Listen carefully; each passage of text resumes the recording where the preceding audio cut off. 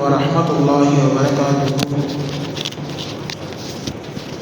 نحمده ونصلي على رسوله الكريم. أما بعد فقد قال الله تعالى في القرآن الكريم والفرقان المجيد بعد أعوذ بالله من الشيطان الرجيم بسم الله الرحمن الرحيم.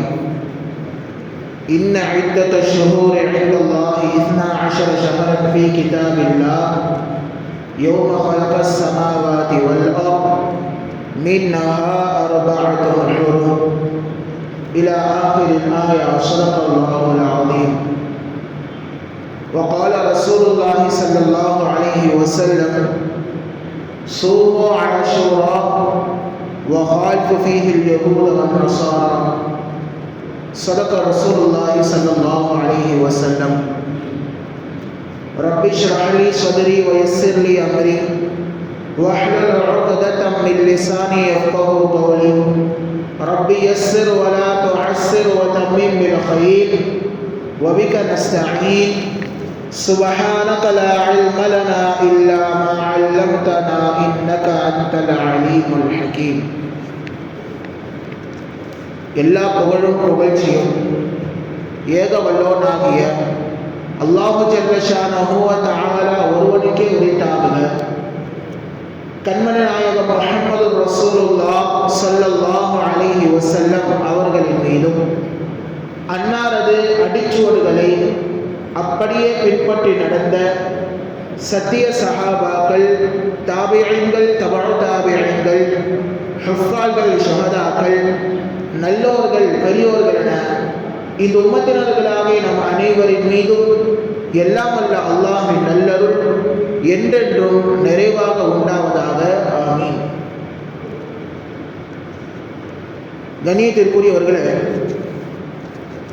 அல்லாஹ்வின் பேரருளால் ஹிஜ்ரி 1447 ஆண்டினுடைய கடைசி ஜுமா இது. இனி அடுத்து வரக்கூடிய ஜுமா 1448 ஆண்டினுடைய ஜும்மாவாக இருக்கும். புதிய வருடம் துவங்கக்கூடியதாக இருக்கின்றது. இந்த வானம் பூமி படைக்கப்பட்ட அந்த நாட்களில் இருந்து இஸ்லாத்தில் மாதங்கள் என்பது 12. அதில் மின்ஹா அர்பஅத்துன் ஹுரும் 4 மாதங்கள் புனிதமானவை, கண்ணியமானவை என்று சொல்லி குர்ஆன் சொல்லுகிறது.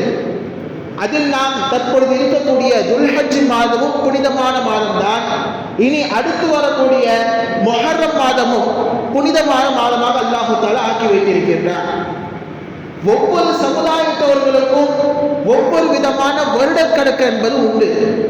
உதாரணமாக நாம் தமிழில் பார்த்தாலும் கூட சித்திரை, வைகாசி என்று சொல்லி அதற்கு மாதங்களும் உண்டு, வருடக்கணக்கு என்பதும் உண்டு. அதே போன்று மன்னர்கள் பதவி ஏற்பதை வைத்து மன்னர் பதவியேற்று முதல் வருடம், 2ஆம் வருடம் என்று சொல்லி பாரசீகர்கள் கணக்கு வைப்பார்கள்.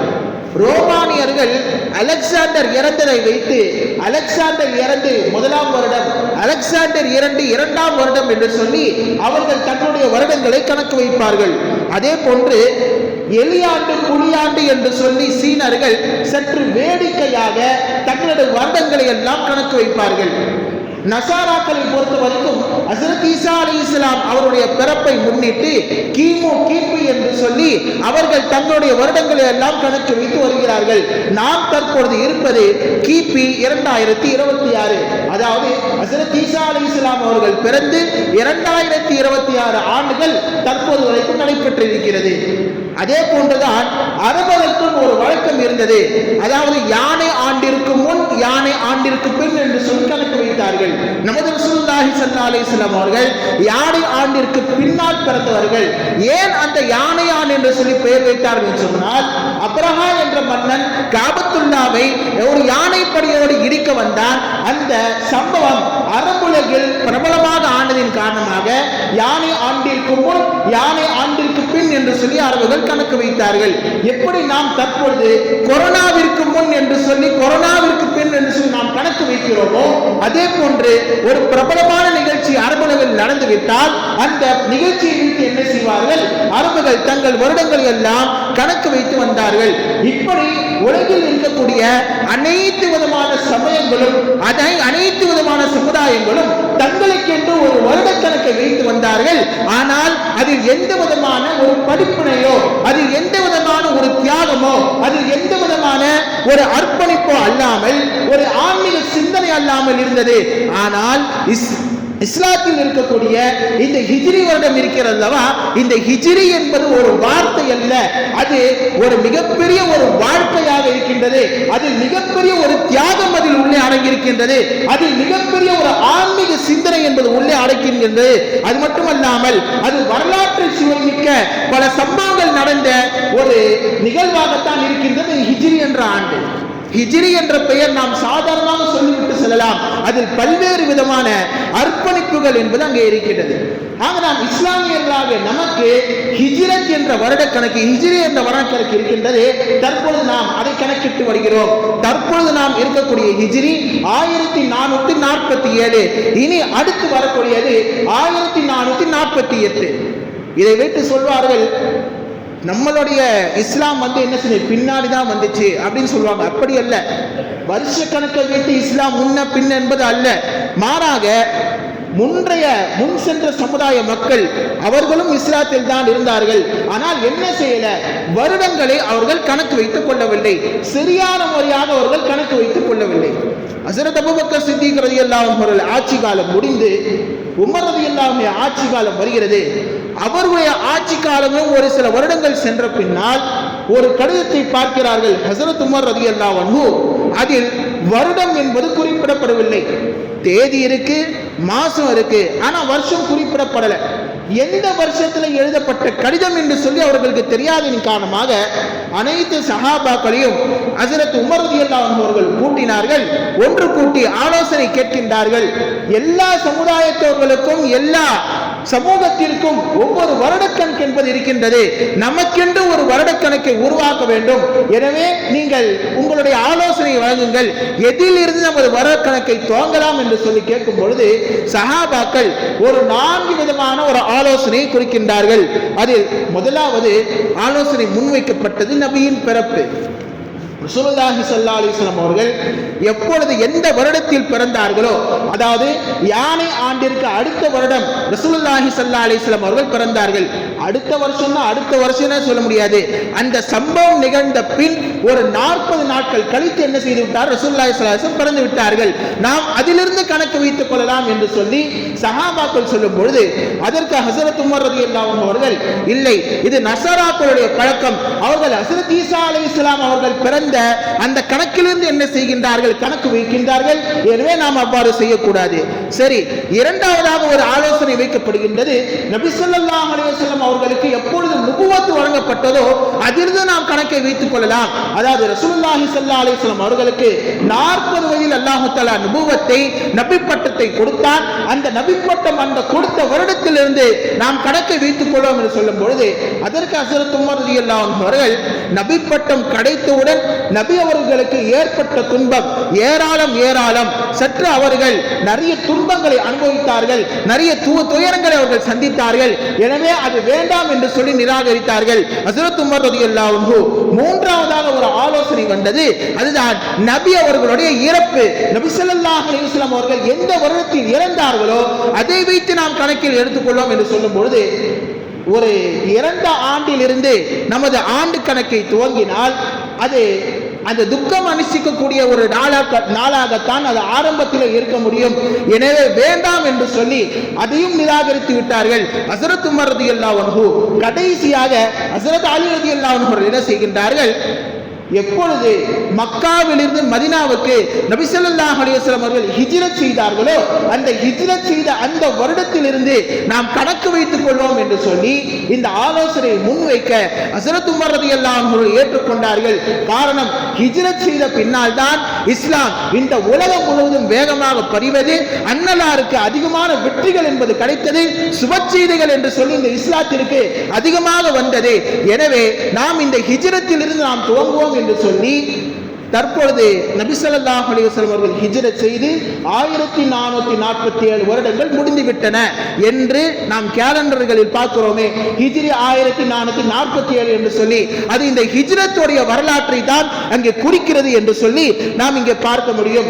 இப்படி அதில் உள்ள ஒரு வரலாற்றையும் அதில் உள்ள ஒரு ஆன்மீகத்தையும் அந்த ஹிஜ்ரி என்ற வார்த்தை பொதிந்திருக்கிறது என்று நாம் இங்கே பார்க்கிறோம்.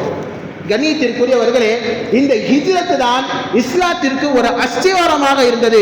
ஒருவேளை எந்த சஹாபாக்களும் ஹிஜ்ரத் செய்யாமல் மக்காவிலேயே தஞ்சம் அடைந்து விட்டால் அங்கே உள்ள காபிர்களுக்கு இரையாக ஆகியிருப்பார்கள் என்பதில் எந்த விதமான மாற்று கருத்தும் இல்லை. ஹிஜ்ரத் செய்தவர்களை பாருங்கள், சற்று நாம் இங்கே யோசிக்க வேண்டும். தங்களது சொந்த ஊரான மக்காவை விட்டு இடம்பெயர்கிறார்கள். தங்கள் சொந்தக்காரர்களை, சொந்த பந்தங்களை, அது தான் பெற்ற அப்பனோ அல்லது தான் பெற்ற தாயோ அல்லது தான் பெற்ற அனைத்து விதமான பிள்ளைகளோ எல்லாத்தையும் விட்டுவிட்டு என்ன செய்தார்கள் சஹாபாக்கள்? அந்த ஊரை துறந்து மற்றொரு ஊருக்கு செல்கிறார்கள். காரணம், அங்க தீனுல் இஸ்லாத்திற்கு பாதுகாப்பு என்பது இல்லை. தொழுதாலே அடிக்கிறார்கள், குர்ஆன் ஓதினாலே எங்களை அடிக்கிறார்கள். எனவே எங்களுக்கு இந்த ஊர் வேண்டாம் என்று சொல்லி அல்லாஹ்வுடைய கட்டளை வருகிறது. ஹிஜ்ரத் செய்து நீங்கள் என்ன செய்யுங்கள், மதீனாவிற்கு நீங்கள் புறப்படுங்கள் என்று சொல்லவோடு எல்லா சஹாபாக்களும் ஒன்றன் பின் ஒன்றாக மதீனாவிற்கு புறப்படுகிறார்கள். ஆக இந்த ஹிஜ்ரத் சொல்லக்கூடிய ஒரு படிப்பனை என்ன தெரியுமா? ஒரு அர்ப்பணிப்பு என்பது வேண்டும், ஒரு தியாகம் என்பது வேண்டும். சொந்த ஊரை விட்டுவிட்டு சஹாபாக்கள் எல்லோரையும் விட்டுவிட்டு செல்கிறார்கள் சொன்னால் நமக்கும் அந்த தியாகம் வர வேண்டும், நமக்கும் அந்த அர்ப்பணிப்பு வேண்டும் என்று சொல்லி இந்த வருட துவக்கம் நமக்கு சொல்லி தருகிறது என்று சொல்லி இங்கே நாம் சற்று புரிந்து கொள்ள வேண்டும். கண்ணியத்திற்குரியவர்களே, சஹாபாக்கள் எந்த அளவிற்கு மக்காவிலிருந்து மதீனாவிற்கு சென்றார்கள் சொன்னால் மறைந்து மறைந்து சென்றார்கள், மாறு வேடங்கள் அணிந்து சென்றார்கள், எதிரிகளுக்கு பயந்து. ஏன்னா மதீனாவுக்கு போறோம் தெரிஞ்சிட்டாலே அவர்களை மறித்து கொலை செய்யக்கூடிய அளவிற்கு தான் காஃபிர்களுடைய எண்ணம் இருந்தது. ஆக இப்படி சஹாபாக்கள் மறைந்து மறைந்து மாறு வேடங்கள் எல்லாம் போட்டுக்கொண்டு மதீனாவுக்கு சென்று கொண்டிருந்தார்கள். ஆனால் ஒரே ஒரு சஹாபி மாத்திரம் தைரியமாக தன் குடும்பத்தோடு என்ன செய்தார்கள்? ஹிஜ்ரத் செய்தார்கள். அது வேறு யாரும் கிடையாது, இந்த ஹிஜ்ரி ஆண்டிற்கு பெயர் வைத்த, ஹிஜ்ரி ஆண்டிலிருந்து வருடத்தை துவங்கிய ஹஸ்ரத் உமர் ரலியல்லாஹு அன்ஹு அவர்கள் தான் தைரியமாக காபத்துல்லாவின் மீது ஏறி என்ன செய்கின்றார்கள்? அறிவிப்பு செய்கின்றார்கள். நான் இங்கிருந்து புறப்பட போகிறேன், என்னை யார் யாரெல்லாம் தாக்க வேண்டும் என்று நினைக்கிறீர்களோ என்ன செய்யுங்க, என்கிட்ட மோதுங்க, எல்லாம் என்ன செஞ்சீங்க பார்த்துக்கலாம். நான் வெளிப்படையாக சொல்கிறேன், நான் இந்த மக்காவை விட்டு நான் மதீனாவுக்கு ஹிஜ்ரத் செய்கிறேன், என்னை தடுக்கக்கூடியவர்கள் தடுக்கட்டும் என்று சொல்லி தைரியமாக அறிவிப்பு செய்துவிட்டு மக்காவிலிருந்து மதீனாவுக்கு புறப்பட்டவர்கள் ஹஸ்ரத் உமர் ரலியல்லாஹு அன்ஹு அவர்களாக இருக்கின்றார்கள். இப்படி பல சஹாபாக்கள் என்ன செய்தார்கள்? காஃபிர்களுக்கு சவால் விடுக்கும் வண்ணமாக தனது சொந்த ஊரான மக்காவை விட்டு மதீனாவுக்கு இடம்பெயர்ந்தார்கள். பெண்களும் இதற்கு விதிவிலக்கல்ல. ஹஸ்ரத் ஸைனப் ரலியல்லாஹு அன்ஹா ரசூலுல்லாஹி ஸல்லல்லாஹு அலைஹி வஸல்லம் மகள் ஹஸ்ரத் ஸைனப் ரலியல்லாஹு அன்ஹா ஹிஜ்ரத் செய்யக்கூடிய நேரத்தில் கர்ப்பிணி பெண்ணாக இருந்தார்கள். ஒட்டகத்தில் சவாரி செய்யும் பொழுது என்ன ஆனதுன்னு சொன்னால், நடுவில் ஒரு எதிரி வந்தான். எதிரி வந்து அவர்களுடைய ஒட்டகத்துடைய காலை வெட்டிட்டான். காலை வெட்டான்னாவும் அவர்கள் சரிந்து கீழே விழுந்தார்கள். அவருடைய கற்பம் கலைந்தது, ரத்தம் வழிந்தோடியது, ரத்தம் சொட்ட சொட்ட மதீனாவிற்கு சென்றார்கள் சொல்லி வரலாற்று ஆசிரியர்கள் எழுதுகிறார்கள். அந்த அளவிற்கு தன் உயிர் போனாலும் பரவாயில்லை, நான் எனது இஸ்லாத்தை பாதுகாக்க வேண்டும், எனது தீனை பாதுகாக்க வேண்டும் என்று சொல்லி சொந்த ஊரை விட்டு சஹாபாக்கள் கிளம்பினார்கள் என்பதை நாம் இங்கே பார்க்க முடியும். ஒரு சஹாபி 120 வயசு, 120 வயசு கிழவர் ஜுந்துப் இப்னு சமுரா ரலியல்லாஹு அன்ஹு சஹாபி. அவர் படுத்து படுக்கையாக தான் இருக்கிறார், கட்டில விட்டு எழுந்திக்கவே முடியாது. எந்த அளவிற்கு என்று சொன்னால் தன் சுய தேவை கூட என்ன செய்ய தானே நிறைவேற்ற முடியாது. அந்த அளவிற்கு ஒரு பலகீனமான 120 வயது கிழவர் அந்த சஹாபி என்ன செய்கின்றார்? சொல்கின்றார், தன் பிள்ளைகளை கூப்பிட்டு சொல்கிறார், எல்லோரும் மதீனாவிற்கு என்ன செய்கின்றார்கள்? ஹிஜ்ரத் செய்து செல்கின்றார்கள், என்னையும் என்ன செய்யுங்க, கூட்டிட்டு மதீனாவுக்கு போங்க, என்னை பாடியின் மீது ஏற்றியாவது என்ன செய்யுங்கள், என்னை நீங்கள் ஹிஜ்ரத்திற்கு என்னை கூட்டி செல்லுங்கள், நான் இங்கே மக்காவிலிருந்து மதீனாவுக்கு பயணப்பட வேண்டும் என்று சொல்லி ஒரு சந்தூக்கை போன்ற ஒரு பெட்டியை தயாரித்து தங்கள் மகன்கள் என்ன செய்கின்றார்கள், அந்த சஹாபி என்ன செய்யறாங்க, பெட்டியில வைக்கிறாங்க. வச்சுக்கிட்டு எப்படி ஒரு மையத்தை சுமந்து கொண்டு செல்கின்றார்களோ அதே போன்று அந்த சஹாபியை சுமந்து கொண்டு செல்கின்றார்கள். மதீனா வருவதற்கு முன்னால் அந்த சஹாபி வஃபாத் ஆகிறார்கள். வஃபாத் ஆனோன்னு இப்போ மதீனாவில் சஹாபாக்களுக்கு ஒரு பேச்சு என்னன்னா, ஹிஜ்ரத் செய்தால் அவர்களுடைய பாவங்கள் எல்லாம் மன்னிக்கப்படும் என்று சொல்லி ரசூலுல்லாஹி ஸல்லல்லாஹு அலைஹி வஸல்லம் அவர்கள் சொல்கிறார்கள். அல்லாஹ்வும் குர்ஆனில் சொல்கிறார். அப்ப இவருடைய பாவம் மன்னிக்கப்பட்டுச்சா இல்லையா, இவருக்கு அல்லாஹ் தஆலா கூலி தருவானா தரமாட்டானா என்று சொல்லி சஹாபாக்கள் மத்தியில் ஒரு சின்ன ஒரு தர்க்கம் ஏற்பட்டது. இந்த தர்க்கத்தை தீர்ப்பதற்காக வேண்டி அல்லாஹ் தஆலா குர்ஆனில் ஒரு வசனத்தை இறக்குகிறான். வமை யக்ருஜு மின் பைத்திஹி முஹாஜிரன் இலல்லாஹி வ ரசூலிஹி ثم يدركه الموت فقد وقع اجره على الله. யார் தனது வீட்டிலிருந்து அல்லாஹ்வுடைய பாதைக்காக வேண்டி ஹிஜ்ரத் செய்து வெளியே கிளம்புகிறார்களோ, கிளம்பி நடுவில் அவருக்கு மரணம் வந்துவிட்டால் அவருடைய கூலி அல்லாஹ்விடத்தில் இருக்கிறது என்று சொல்லி இந்த சஹாபியை குறித்து அல்லாஹ் தஆலா திருக்குர்ஆனில் ஒரு வசனத்தை இறக்கியிருக்கிறார் என்று சொன்னால், சஹாபாக்கள் எந்த அளவிற்கு ஒரு தியாக உணர்வோடு ஹிஜ்ரத் செய்திருப்பார்கள் என்று சொல்லி நாம் இங்கே சற்று புரிந்து கொள்ள வேண்டும். எல்லாம் ஹிஜ்ரத் செய்த பின்னால் ரசூலுல்லாஹி ஸல்லல்லாஹு அலைஹி வஸல்லம் அவர்களும் ஹஜ்ரத் அபூபக்கர் சித்திக் ரலியல்லாஹு அன்ஹு அவர்களும் என்ன செய்கின்றார்கள், ஹிஜ்ரத் பயணத்தை மேற்கொள்கிறார்கள். நபி அவர்கள் வீட்டில் இருந்து கிளம்புவதற்கு முன்னால் எல்லா காஃபிர்களும் வரிசை என்ன செய்யறாங்க, வாளை வைத்து வீட்டிற்கு வெளியே நிற்கிறார்கள். முஹம்மது ஸல்லல்லாஹு அலைஹி வஸல்லம் என்ன செய்வார், வெளியே வருவார். வந்தவுடன் என்ன செய்ய வேண்டியதுதான், அவரை நாம் கொலை செய்ய வேண்டியதான் என்று சொல்லி எல்லோரும் எண்ணிக்கொண்டிருக்க நபி ஸல்லல்லாஹு அலைஹி வஸல்லம் அவர்கள் ஒரே ஒரு காரியத்தை செய்தார்கள். யாசீனில் ஒரு இடம் இருக்கின்றது, அந்த ஆயத்தை ஓதி மண்ணை எடுத்து அனைத்து காஃபிரையும் மண்ணை விட்டு விட்டு போயிட்டாங்க.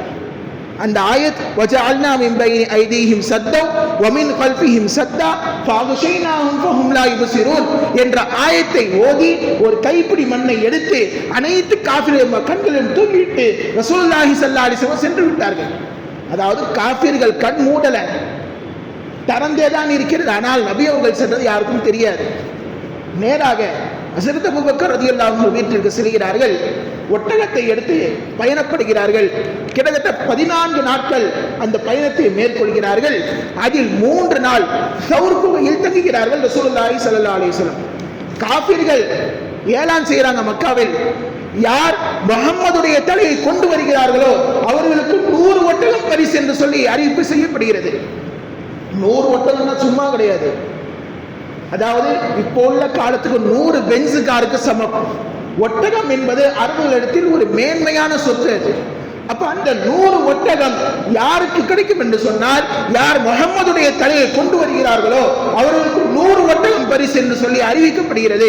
அறிவிக்கப்பட்டவுடன் ஆளாளுக்கு என்ன செய்யறாங்க, ஒரு பக்கமாக தேடுகிறார்கள். ரசூலுல்லாஹி ஸல்லல்லாஹு அலைஹி வஸல்லம் அவர்களும் ஹஜ்ரத் அபூபக்கர் ரலியல்லாஹு அன்ஹு அவர்களும் சௌர் குகையில் தங்குகிறார்கள்.